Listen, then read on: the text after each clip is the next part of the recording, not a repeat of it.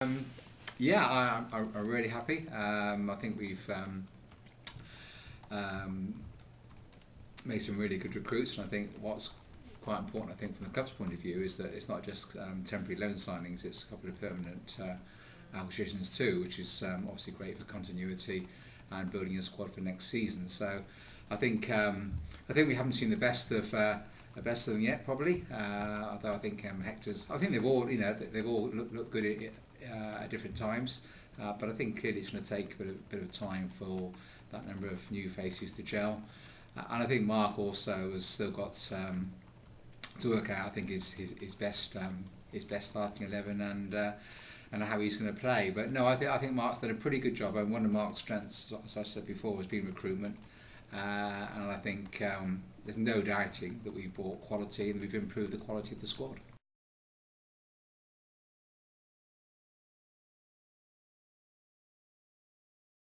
People need to understand that I am actually a fan. So I have the same experiences, the highs and the lows that all the fans do that watch week in, week out. That's what brought me to Cheltenham Town as a spectator, as a supporter, as a director, as a chairman. So I'm first and foremost a fan, so I experience exactly the same emotions and frustrations as you all do. Equally, none of the players ever want to have a bad game, and Mark obviously does not want to pick a team which isn't going to do the job that he hopes it's going to do. So we all start off with the best of ambitions, but yeah, clearly I've been frustrated over the years with various managers, but I've had very few frustrations with Mark, because I think generally speaking he's done the job we've asked of him.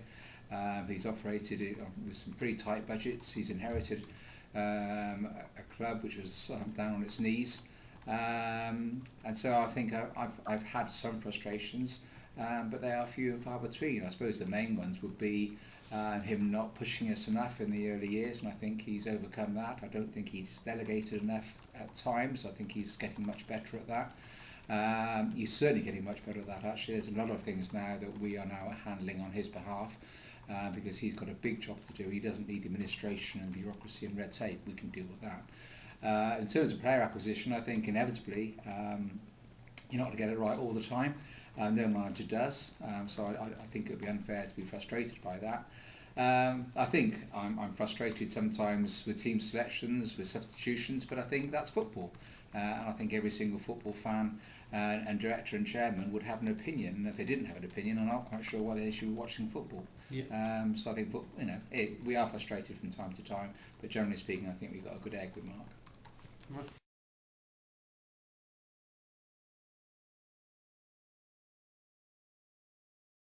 I've already spoken to Mark about extending their contracts for a further year, and we will be sitting down. Obviously, we wanted to get the January transfer window out of the way first. I had informal discussions with Mark about that possibility. He's obviously, he is pleasingly keen to commit himself to Cheltenham Town for another year. So, as I say, we'll be sitting down, I would think this month, and chatting through some ideas and proposals for extending that contract. Okay. And Neil's contract. I mean, as far as the club is concerned, they are a team, and so we'll be negotiating equally with both of them.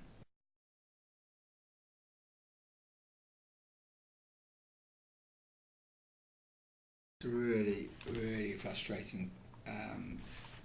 Our inability to get more people to Whaddon Road, and I'm sure there'll be lots of questions about what we're doing to try and address that. Indeed, yeah. This one is specifically about the student population, but generally speaking, there will be a wider question.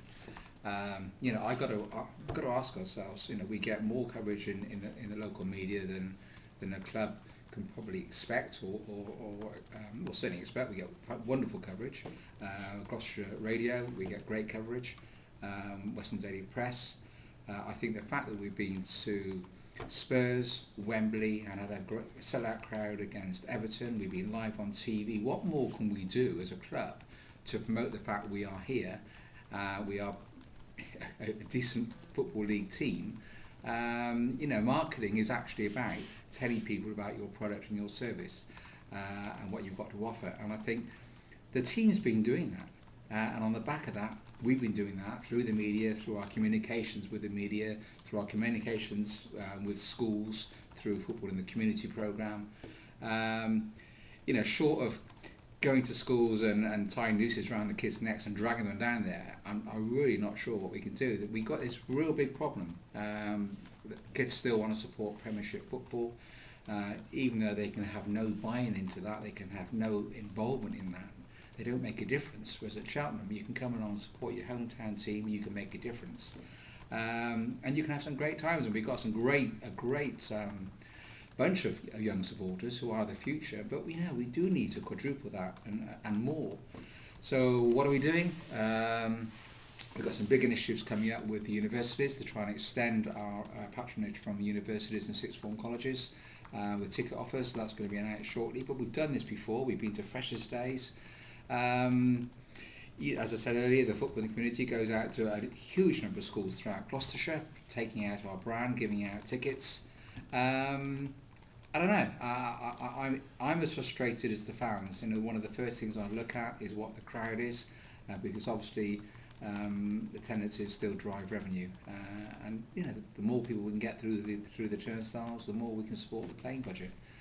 But I tell you, it's a frustration, and I don't know what more we can do. We've raised the profile significantly. We've invested heavily in players. We're winning. Our home record this season is one of the best in the Football League. Our facilities, I would suggest, are some of the best in the Football League. Yeah. I don't think it's down to pricing. I think it's just getting people into the habit of coming down and supporting their local team. Okay.